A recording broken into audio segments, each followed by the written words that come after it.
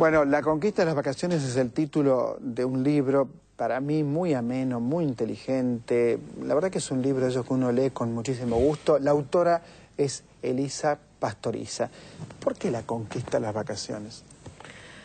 Bueno, porque la idea central es que esa reivindicación social, que son las vacaciones, fue algo que la sociedad argentina la fue logrando a través de los años.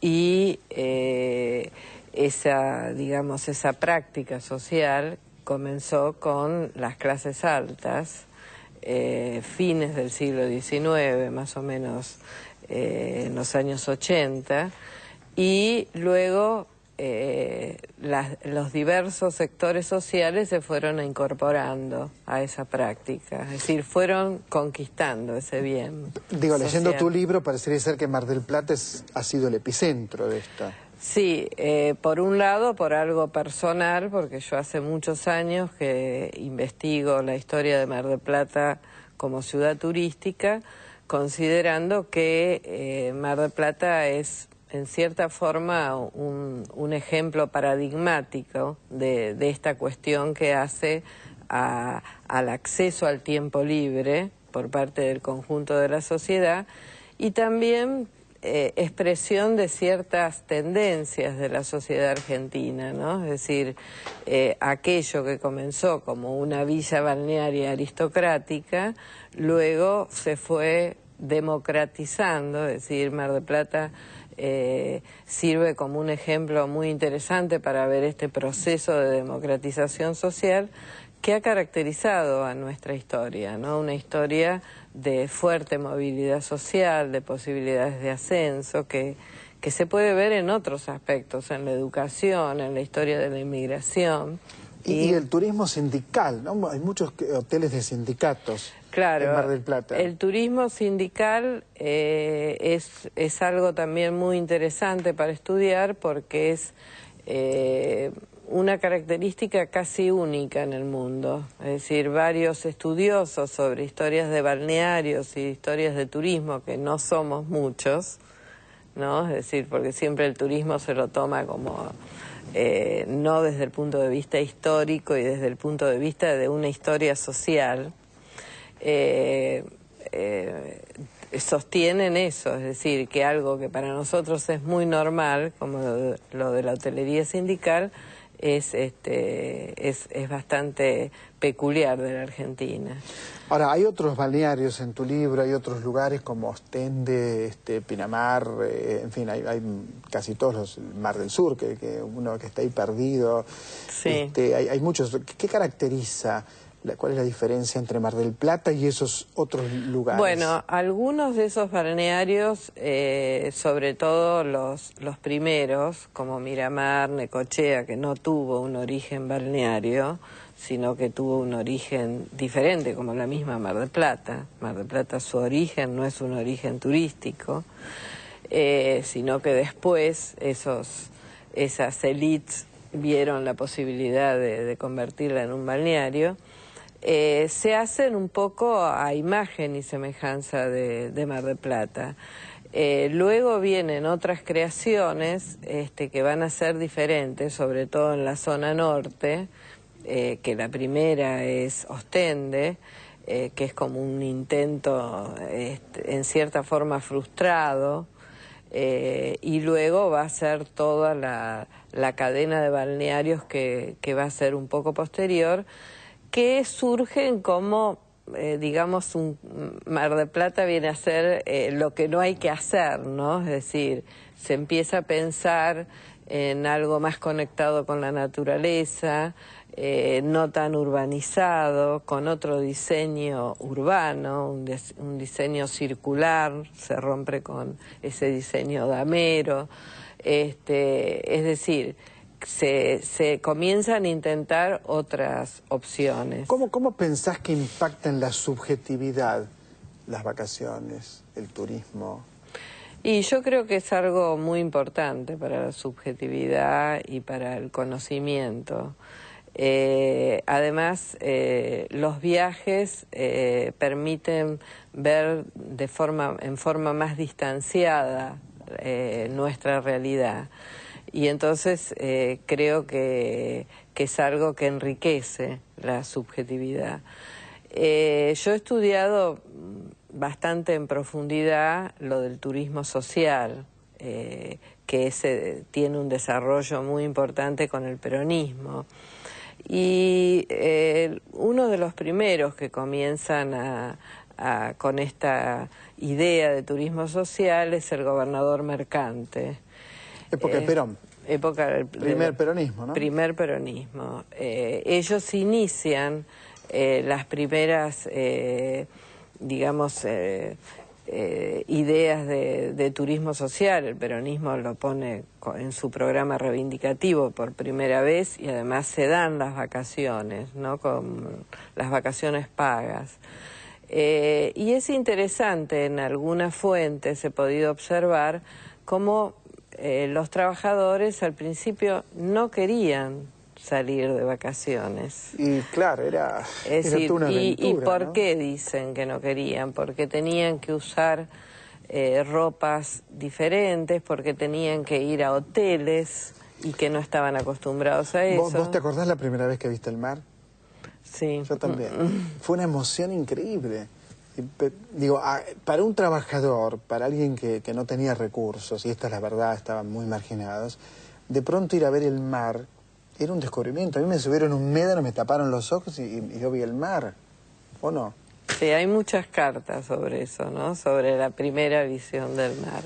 Elisa, te felicito por la conquista de las vacaciones, breve historia del turismo en la Argentina, excelente. Muchísimas gracias. Muchas gracias. Un libro que por supuesto le estamos recomendando desde el refugio, que seguramente se lo va a devorar como me ocurrió a mí. Gracias, Elisa. Me voy ya mismo a encontrarme con Mariano Moreno, que ha regresado a la historia, me está esperando aquí, a través del grupo El Bachín y a través de Manuel Santos Iñurrieta. Así es, ¿cierto? así es. ¿Por qué Mariano Moreno?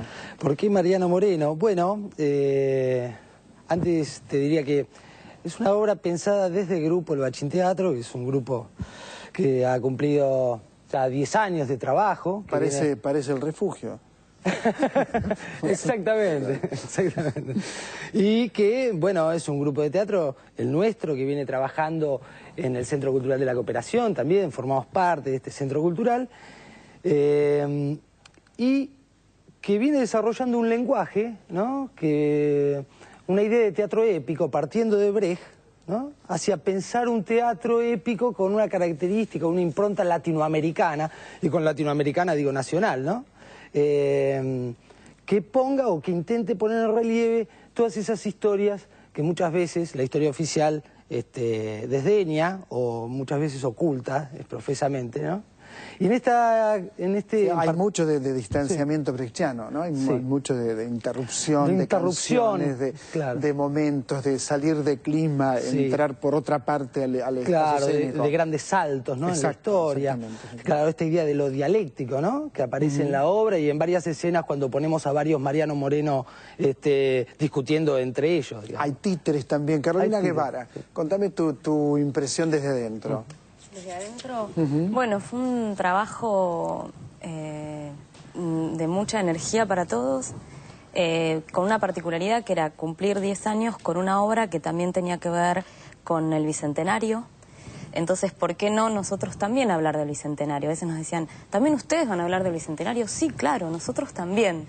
Nosotros desde una lectura de teatro independiente, desde una lectura de teatro brechtiano, con la satisfacción que nos da además tener, digamos, los textos propios, o sea, que el grupo hace las obras de Manuel y que uno festeja eso, festeja tener un autor que escribe para uno, en el buen sentido, que somos un colectivo que excede además a veces la obra, o sea, que pensamos la cultura de un modo, pensamos el modo de producir nuestras que obras. Lo vinculan con la historia muy bien. ¿Vos cómo lo ves, Julieta? Greenspan, contame, ¿cómo lo ves? Bueno, yo creo que fue muy importante este salto, me parece que es un salto en calidad que hemos dado veníamos de hacer una obra sobre la Guerra Civil Española, que se llamaba Teruel y la continuidad del sueño, que tuvo muy buenas repercusiones en los medios también, bueno, de los cuales los chicos son ganadores del premio Trinidad Guevara, Carolina Actriz y claro, Manuel... yo pensaba en Guevara, ¿qué apellido? Trinidad Guevara, Ernesto Che Guevara, un apellido ilustre. En la obra, y la Guerra Civil Española para nosotros, quizás por historias personales, era cercana, pero era un tema acercarse hacia una historia de España, la historia de un conflicto tan intenso como el de la Guerra Civil, y cuando nos propusimos para el Bicentenario plantearnos la idea de Mariano Moreno, era muy conflictivo, porque es una historia lejana, pero a la vez muy cercana, porque es nuestra, pero siempre no nos han permitido desde la educación quizás hacerlo un poco más cercano, ¿no? Así que la historia lo ha hecho muy plomo. Muy plomo, entonces creo que es un salto en calidad poder hablar de nuestros temas, de nuestra historia, para poder reflejarnos en ella también, ¿no? Y Marcos Perullero, es el Mariano Moreno emblemático de la obra, ¿me equivoco? Me tocó hacer de Mariano Moreno, sí. Bien, contame, y una pregunta te hago, esto en serio, ¿sabías algo de Mariano Moreno previamente? No sabía mucho de Mariano Moreno, sabía que era Mariano Moreno, no sabía mucho de Mariano Moreno, sabía mucho de otros revolucionarios que había estudiado la historia. Al estudiar a Mariano Moreno me di cuenta que eran muy parecidos, que pensaban lo mismo, entonces... Pero digamos, vos incluso lo reivindicás, ¿no es cierto? Reivindico las ideas de Mariano Moreno, sí, no son alejadas a mí, el tema era cómo interpretar los textos escritos de Moreno. Porque no eran textos dichos por Moreno, fue un texto que él escribió, entonces había que darle vida a eso y traerlo al aquí, al hoy. Yo siempre hablo, cuando interpreto muchos textos de Moreno, pienso que lo están interpretando otros revolucionarios y entrarían perfectamente, el pensamiento es el mismo. Y pensar que estoy interpretando a un hombre del hoy, digo, porque ese Mariano Moreno puede estar hoy, como hablamos siempre, puede estar sentado en la platea, acá a la vuelta tomando café. Bueno, ese es uno de los méritos del espectáculo, es ese, es poder trabajar la historia desde un tiempo presente. Yo les decía fuera del aire, les decía que bueno sería hacerlo en colegios, ¿no? Me dijeron que todavía no lo están haciendo en colegios, pero sería una muy buena idea llevarlo a colegios, ¿no? Que algún gobierno, no sé si el de la ciudad o la provincia, que los contrate, que les pague, por supuesto, y que los lleve a colegios a... No, porque es importante, viste que hay gente que cree que la cultura es gratis, ¿no? Vos vas al dentista, abrís la boca y te cobran. En cambio vos te dicen, no, vení, acá tengo un teatrito, así Mariano Moreno. Bueno, ¿y de qué vivo, no? Es así, tal cual. Noche de mortadela, y para destacar que Caro hablaba del modo de producción, somos un grupo de teatro que tiene 10 años. Aparte, todos los actores fueron alumnos nuestros, son todos egresados de nuestra escuela. Del grupo de ustedes. Todos los actores que están en la escena son todos ex-alumnos nuestros que siguen trabajando con nosotros. Una pregunta, ¿por qué Bertolt Brecht, no? Porque a mí me apasiona, incluso hace poco estuve en el Berlín Ensemble viendo una obra de Brecht ahora en enero, claro. ¿no? En la jungla de las ciudades es el título de la obra. Pero ¿por qué Bertolt Brecht? ¿Por qué? O sea, ¿siempre es Bertolt Brecht en el grupo? ¿Siempre está muy presente? No, digo, es realmente parte de nuestra lectura habitual, de nuestro estudio, y me parece que es, sí, central en nuestra poética, pero es de Brecht hacia nuestro teatro, hacia nuestra subjetividad, hacia nuestra forma de pensar el teatro. Muchas veces se vincula, digamos, o hay una crítica hacia Brecht, vinculándolo con... quizás con el término, con el fin de las ideologías, ¿no? Su marxismo, o es atacado desde el marxismo su visión, digamos, política del marxismo.